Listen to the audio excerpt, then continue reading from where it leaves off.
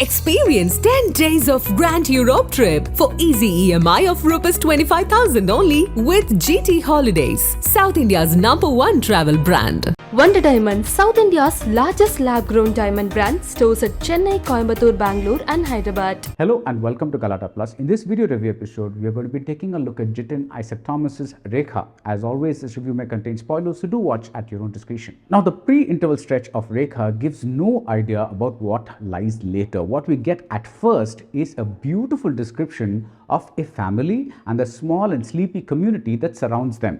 If a vessel for filling up water falls accidentally into a well, the splash sound alone is enough to arouse everyone to action. It becomes a big event. Even earlier, we have had some amusement about a mother who's upset that her hen is not laying eggs. She vents her anger on her daughter, who's still asleep. The father is kinder. Even without overt gestures of affection, we feel his closeness with the daughter, who's the Rekha of the title.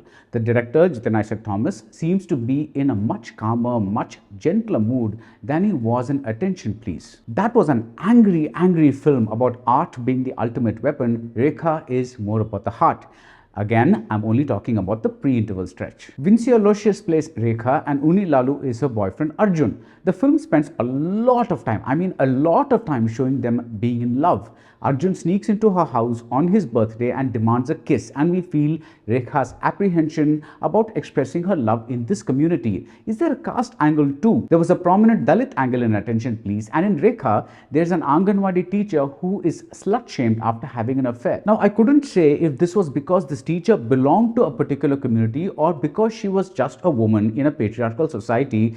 Either way, the Rekha Arjun portions are brilliantly timed and shot, a mixture of chats and calls, and then later a mixture of hand-holding and pleading from both sides. The length of the stretch is agonizing, and it's a good kind of agony, almost like severely extended foreplay. And through this agony, the director makes us feel almost at a molecular level both Arjun's desire and Rekha's desire mixed with fear. There are some wonderful bits of social observation here. A girl need not feel in love in order to be in love. Think about that.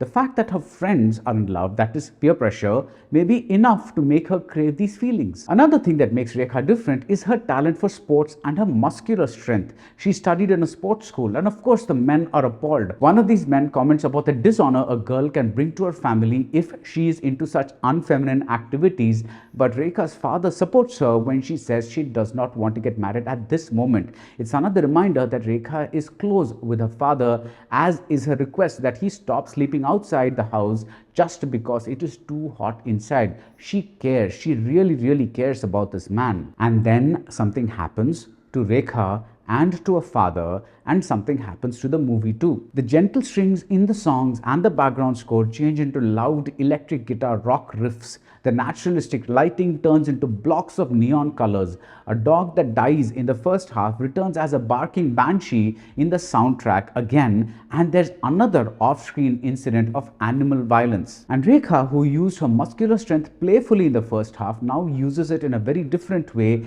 and we finally return to the anger of Attention Please. There, the anger belonged to a screenwriter who was sick of being suppressed in the hierarchy of cinema talent. Here, the anger belongs to a woman who needs closure. She needs revenge, and she also needs resolution of her own guilt in precipitating the big interval moment. Vincy Aloshious is amazing. She does not emote much, but we feel everything that Rekha is feeling on behalf of Rekha and on behalf of other women. In a way, she becomes the man of the house. But midway through the second half, the film starts losing its grip. The writing follows the same feel as we got earlier. There, it was an agonizing wait for the couple to come together. Now, it is an agonizing wait for Rekha's to succeed in her mission. But this time, the agonizing wait is really agonizing. For one, the events are predictable, and two, the change in genre, so to speak, isn't handled with much inventiveness.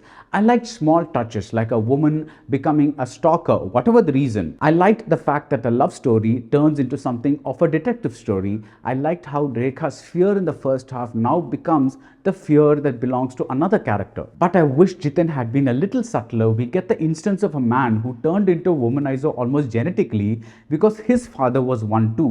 But this is too simplistic for a film that wants to make big points about gender and guilt and patriarchy. There's no doubt that Rekha is a very well-made movie. I just wish the writing had matched the filmmaking. And that's it about Rekha. If you like this video, do subscribe to Galata Plus and see you soon at the movies. Experience 10 days of Grand Europe trip for easy EMI of Rs 25,000 only with GT Holidays, South India's #1 travel brand. Wonder Diamond, South India's largest lab-grown diamond brand, stores at Chennai, Coimbatore, Bangalore and Hyderabad.